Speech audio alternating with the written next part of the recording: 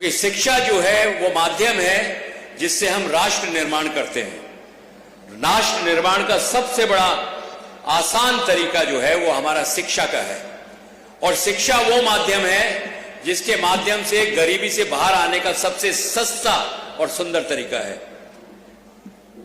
इस देश में आदरणीय प्रधानमंत्री जी जब से नियुक्त हुए हैं, श्री नरेंद्र मोदी जी, उन्होंने शिक्षा पे बहुत जोर दिया है और अब जो है नई शिक्षा नीति लेकर आ रहे हैं। और आने वाले समय में आप देखेंगे कि 2030 उन्होंने डेडलाइन दी है, तब तक सब स्कूलों में, कॉलेजेस में, यूनिवर्सिटीज में नई शिक्षा नीति लागू होगी।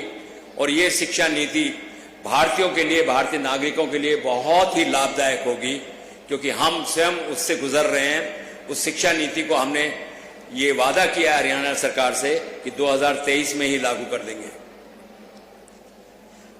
जहां तक आप लोगों के मन में, मुझे रणवा साहब ने अभी बताया कि एक छात्र जो है ये पूछ रहा था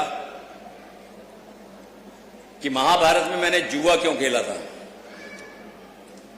आप लोगों के किसी के मन में और प्रश्न है ऐसा कुछ? उसे हो तो माइक दे दिया जाए और प्रश्न पूछे।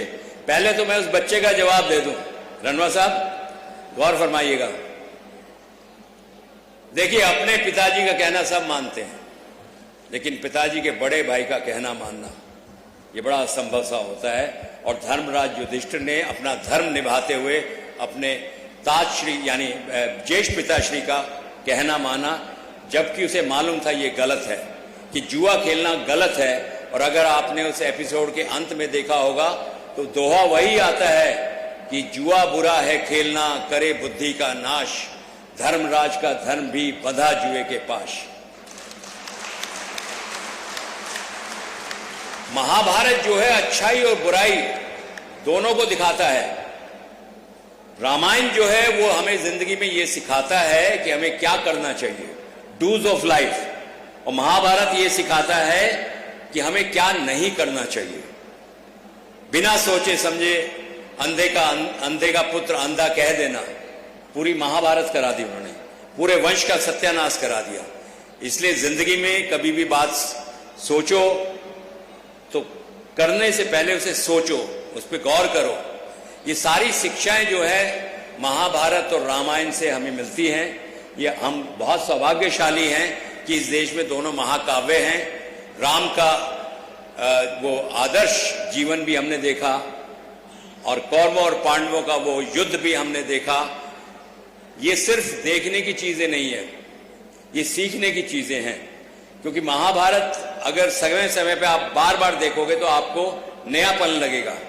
महाभारत में धर्मराज युधिष्ठिर ने दुर्योधन को समझाते हुए कहा था कि भाइयों के बीच स्नेह के अतिरिक्त कुछ और तो होना ही नहीं चाहिए दुर्योधन, क्योंकि भाइयों की आपस की लड़ाई से घराने की मर्यादा भंग होती है। और जब बात राजनीति पे आई, जब राजनीति पे आई तो यही हुआ कि जब जब देश में राजनीति डगमगाएगी तब तब देश के विभाजन का प्रश्न काले सर्प की भांति अपना फन उठाए खड़ा होगा।